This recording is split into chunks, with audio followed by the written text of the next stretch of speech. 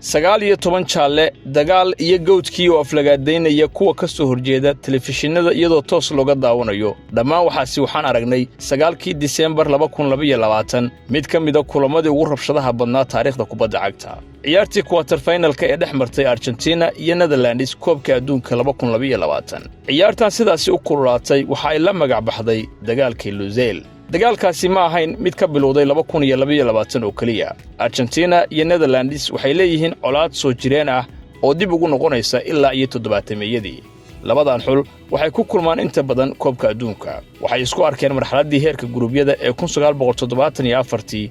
finalkii 1978 wareegga quarter finalka ee 1998 heerka gurubyada ee 2006 sama finalkii 2014 iyo ugu dambeyn quarter finalkii 2022 koobkii adduunka ee 1978 waxa martigelisay Argentina waxaana jiray eedeymo badan oo sheegaya in cadaadis siyaasadeed oo fara badan uu jiray kaasi oo u janjiray dhinaca Argentina intii tartanku u socdayna Argentina waxa ay ku guuleysatay finalkii 3-1 taasoo u diiday Netherlands inay qaadaan koobkoodii ugu horeeyay ee koob adduun waxaana la oran karaa waa halka ay ka bilaabatay nacaybka reer Holland ay u qabaan reer Argentina sanadkii 1998 Netherlands ayaa guuleysatay iyadoo Dennis Bergkamp uu dhaliyay gool cajiib ah daqiiqadii 9aad kaasoo wali loo arka mid ka mid ah goolasha ugu quruxda badan taariikhda koobka adduunka sama finalkii 2014 waxa uu ku dhamaaday eber Argentina ayaana ku badisay rigoorayaal waxaana xiiso leh ninkii xilligaasi tababaraha u ahaa Netherlands 2014 isla ninkaasi ayaa tababarahooda 2022 Louis van Gaal waxa uu ka fariistay tababaranimada 2019 balse mar kale ayuu markiisii ugu dambeysay ku soo laabtay xulka qaranka Hollandiiska tartanka si fiican ayay ku bilowdeen Hollandiisku xitaa way ka wanaagsan yihiin Argentina Netherlands waxay hogaaminaysay groupkooda iyagoo hal ciyaar aan laga badin dhanka kale Argentina waxay ku bilaabatay si liidata iyagoo ay ka badiyeen kulankoodii ugu horeeyay xulka liita ee Saudi Arabia Netherlands waxay haysteen rikoor 19 ciyaarood oo aan laga badin waxayna doonayeen inay guushaasi sii wataan waxa suuragal ah in kalsoonidaasi badani ay keentay isla weyni isla markaasna ay bilaabeen inay hadallo geesinimo ku hadlaan ka hor kulanka Louis van Gaal waxa uu yiri waxaan leenahay xisaab aan la dhamaystirin oo aan la leenahay Argentina wixii dhacay 2 koob adduun ka hor hadalkiisii waxa uu noqday mid muran badan dhaliyay markii uu sheegay in Lionel Messi uu yahay daciiftinimada ugu weyn ee Argentina taasina si weyn bay uga caraysiisay reer Argentina waayo iyagu kama kaftamaan kabtankooda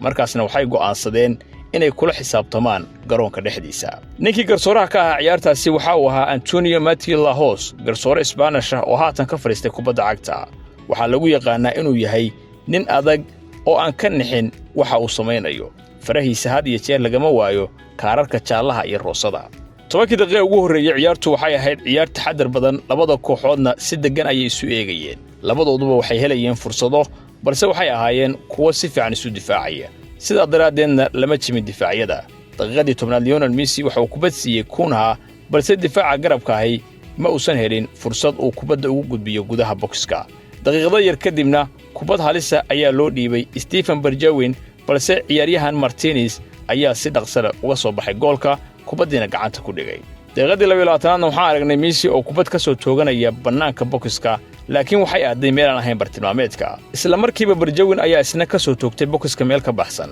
runtii wax isbedela oo kala duwanaanshaha lama sheegi karin labada kooxood 30 daqiiqo ugu horeeyay ciyaarta dhammaanteena waxaan dareemaynay in loo baahanayo dhacdo cajiib ah si loo jabiyo difaaca labada xul taasina waa sax oo Lionel Messi ayaa sameeyay daqiiqadii 35aad xidigii hore ee Barcelona waxa uu bixiyay kubad ka mid ah kuwa ugu maskaxda badnaa ee lagu jabiyay difaacyada Molina ayuu siiyay baas cajiib ah si fudud ayuu u dhaliyay Argentina hal yeebar ay ku hogaamisay ciyaarta Messi waxa uu bixiyay mid ka mid ah caawinadii ugu yaabka badnaa taariikhda koobka adduunka laakiin cidina ma qiyaasaynin inuu isla ciyaartaasi bixin doono daqiiqado kale oo cajiib ah waqtigaasi ciyaartu waxay wali u egtahay mid degan oo si caadi ah u socota hal kaar oo huruuda ayaa la bixiyay waxaana la siiyay caawiyaha tababaraha Argentina Walter Samuel sidee loogu yeeri karaa ciyaartan mid ugu rabshadaha badan taariikhda kubadda cagta waa runta oo daqiiqado yar ayaa harsan qaybtii hore ciyaartoyduna waxay yiraahdeen tani ma ahan ciyaartii aan ku talagalnay xamaasadda ayaana kululaatay kaarkii jaalaha ee ugu horeeyay ciyaaryahan la siiyay waxa uu yimid daqiiqadii 43aad markii Kunha uu qalad ku galay Dumfries ciyaaryahan Timber ayaa isaguna ka carooday waxa uu sameeyay Kunha dhulka ayuuna ku tuuray garsoore Lajosna labadoodaba waxa uu siiyay kaararka huruudda saddex daqiiqo kadibna Christian Romero ayaa kubad gacanta ku taabtay waliba si cad isla markiiba waxaa la siiyay kaarka huruuda Netherlandsna waxay heshay laad xor ah oo halis u eka balse Martinez ayaa si fudud kubadda u qabsaday laakiin hadda kaarar kuma joogsanin Weghorst oo doonaya inuu qaybta dambe ee ciyaarta soo galo ayaa kaarka huruuda la siiyay isagoo waliba kursiga kaydka fadhiya taageerayaasha Hollandiiskuna way ka caroodeen maxaa yeelay kaarkaasi waxa uu ku qaatay si macna darro ah laakiin cidina ma ogeyn inuu diyaarinayo inuu noqdo geesiga ciyaarta ee qaybta labaad ciyaartu si dhab ah ayay u kululaatay hadda waxaa soo dhaafnay 42 daqiiqo oo aan wax kaara la bixin ha yeeshee waxaa xigay 5 daqiiqo oo lagu bixiyey 4 kaar qof walba waxa uu filanayay in qaybtii nasashadu ay dejin doonto xaaladda kulul ee ciyaarta balse taasi beddelkeeda halkii ay degi lahayd hadda ayayba sii qaraxday oo si buuxda qaybtii labaad Netherlands waxay doonayeen in ciyaarta dib ugu soo laabtaan sida daraadeedna waxa ay soo galeen iyaga oo ka dardar badan sidii hore weerarkoodu uu soo xoogaystay isla markaana bilaabay laadad iyo faawalla ay kaga hortagayaan saamaynta xulka Argentina rabshadiina hadda ayay sii korortay muddo yar kadib markii la bilaabay qaybtii labaad ee ciyaarta Dumfries iyo Van Dijk si wada jir ay dhulka u dhigeen Lionel Messi meel ka baxsan bokiska taasina waxay Messi siisay fursad uu ku dhalin karo goolka labaad ha yeeshee toogashadiisii waxa ay ku dhacday tiirka goolka daqiiqadii 71aadna Cunha ayaa dhulka la dhigay oo Dumfries ayaa qalad ku galay isagoo ku jira xaqi 18 sida daraadeedna garsoore Lajos Argentina waxa uu siiyay rigore Messi ayaa u soo istaagay oo si sahlan ciyaarta uga dhigay 2-0 kadib markii uu Messi la dabaaldegay saaxiibadiisana waxa uu soo orday dhinaca kursiga kaydka ee Hollandiiska isagoo gacmihiisa ku dhajiyay dhagihiisa waxaana uu sii jeestay Louis van Gaal xagga uu ka xigay waa calaamad macno weyn leh dabaaldegaasi waxa markii ugu horeysay sameeyay Juan Roman Riquelme waa haliyay uu Messi aad u qadariyo van Gaal waxa uu xilli hore ahaa tababarihii Riquelme markii uu joogay Barcelona balse si kooban haddii loo dhigo van Gaal waxa uu ku dhawaaday inuu burburiyo xirfadii Riquelme maadaama uu si joogta u diidi jiray inuu ciyaaro oo kursiga kaydka dhigi jiray markii dambena Riquelme waxa uu helay fursad uu ku ciyaaro waxaana uu dhaliyay gool isagoo isla markiiba gacmihiisa ku dhajiyay dhagihiisa una jeestay dhinacii van Gaal tanina waxay ka dhigan tahay kadib hadalladii uu van Gaal ka yiri Messi ciyaarta ka hor Messi waxa uu dareemay inay tani ahayd jawaabta ugu habboon ee waqtigaasi uu bixin karo markii uu dhaliyay goolkiisii labaad ee ciyaarta oo 2-0 ka dhigay Messi waxa uu maleynayay in goolkaasi daqiiqadii 72 uu dhaliyay uu ciyaarta dilay laakiin waxaa muuqatay in dabaaldegaasi uu kiciyay xanaaqii Louis van Gaal goolkaasi kadibna van Gaal waxa uu sameeyay 2 bedel oo waaweyn waxa uu saaray Depay isagoo keenay Weghorst ka hor inta aan bedelkaasi la sameeyna wax xiiso leh ayaa dhacay kubad ayaa lagu soo tuuray bokiska Argentina balse Emiliano Martinez ayaa si dhaqso ah u qabsaday waxaana dhulka ku dhacay Luke de Jong taasoo dhalisay muran kale garsooruhuna waxa uu siiyay kaararka huruuda ah Memphis Depay iyo Lisandro Martinez laakiin haddii aad u malaysay inay taasi ahayd dhammaadkii rabshadaha ciyaarta weli waxaad sugi doontaa waxyaalo waaweyn markii Weghorst uu soo galay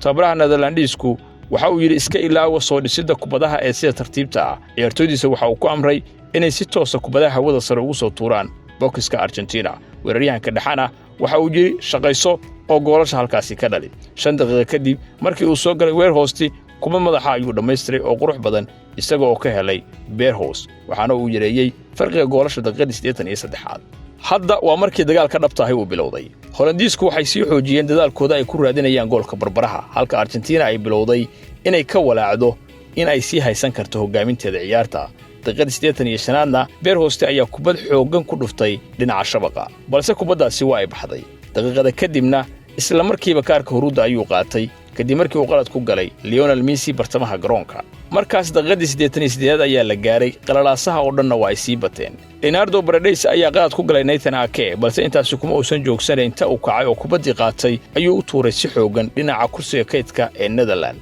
markaasna qalalaasa weyn ayaa dhacay dhammaan ciyaartoydii kursiga kaydka ee Netherlands si carale ayay ugu soo ordeen Paredes waxa iyaguna soo yaacay ciyaartoyda Argentina si ay u difaacaan saaxiibkooda markaasna dagaal dhaba ayaa dhacay laga yaabay inuu ahaa dagaalkii ugu weynaa ee lagu arko ciyaar koob adduuna xaaladdu waxay gaartay heerkii ugu sarreeyay ciyaartoy ayaa dhulka ku dhacay waana la isriixriixay kaararkuna waa ay sii bateen Leonardo Paredes iyo Scolani labadaba waxaa la siiyey kaararka jaalaha ah balse taasi waxay ahayd bilowgii oo kaliya Matthew Lajos weli waxa uu haystay kaarar badan oo muujin doono isla ciyaartaasi si kastaba haatee waxa ugu dambayn uu ku guuleystay inuu ciyaarta ku soo celiyo gacantiisa waqtiga dheeriga ah oo badan waxay ahaayeen astaamihii koobka adduunka ee 2022 ciyaartanina waaba ay ka duwaneed oo 10 daqiiqo ayaa lagu daray markii tiradaasi lagu muujiyay boorka qof walba waxa uu fahmayay in ciyaartan waalida ahi ay leedahay sheekooyin badan oo ay weli inoo hayso waqtigii lagu darayna Nicolas Otamendi iyo Lionel Messi labaduba waxay qaateen kaararka jaalaha laakiin waxa ugu muhiimsanaa in Netherlands ayagana loo dhigay laad xor daqiiqadii ugu dambeeyay ee waqtiga dheeriga ah dadku waxay u maleynayeen in Koeman uu si toos ah u laadi doono kubaddaasi dhinaca shabaqa si ay u gasho balse taa badalkeeda waxa uu sameeyay wax xeeladaysan oo uu ka dhaafay kubadda inuu ku laado darbiga Argentina waxa uu uga dhex bixiyay weer hoosti kaas oo dhaliyay goolka barbaraha garoonka oo dhanna waa uu qarxay farxad darteed waxaana aragnay mid ka mid ah qorshayaashii laadka xorta ee ugu qurux badnaa taariikhda koobka adduunka waxaa la yaab ahayd in goolkaasi uu yimid daqiiqadii ugu dambaysay ciyaar waali ah laakiin ciyaartu weli ma dhammaanin waxayna gashay waqti dheeraada rabshadihii iyo xiisaddii ciyaartu waxay nala soo gaartay dhammaadkii waqtiga dheeriga ahaa ciyaartu waxay noqotay mid taxaddar badan labada kooxoodna waxay u muuqdeen kuwo ka taxaddaraya in hal qalad oo ay sameeyaan ay ku lumiyaan wax walba labadooduba waxay heleen fursado dhowra balse Argentina ayaa fursado badan heshay Lionel Scaloni waxa uu go'aansaday inuu ka faa'iideysto waxaana uu saaray daafaca dhexe Lisandro Martinez isagoo keenay weeraryahan Angel Di Maria cadaadiska Argentina ee waqtiga dheeraadka ah waxa uu ahaa mid waaliya Lautaro Martinez laba jeer ayuu ku dhawaaday inuu gool dhaliyo hal mar Virgil van Dijk ayaa kubadda ka baloogay mar kalena goolhayaha ayaa ka badbaadiyay Di Maria isna waxa uu ku dhawaaday inuu kubad koornaa sideeda u dhaliyo hayeeshee kubaddaasi waa laga badbaadiyay Messi isaguna dhowr jeer ayuu toogtay kubadaha shabaqa ku aadan hayeeshee bartilmaameedku ma saxmin fursaddii ugu dhaweydna waxay ahayd markii Enzo Fernandez uu kubad ku dhuftay tiirka goolka daqiiqada yar ka hor inta aan la yeerin seeriga dhammaadka ciyaarta dhinaca rabshadaha weli waa ay sii socdeen laba kaar oo kale oo huruuda ayaa la bixiyay waqtigii dheeriga ahaa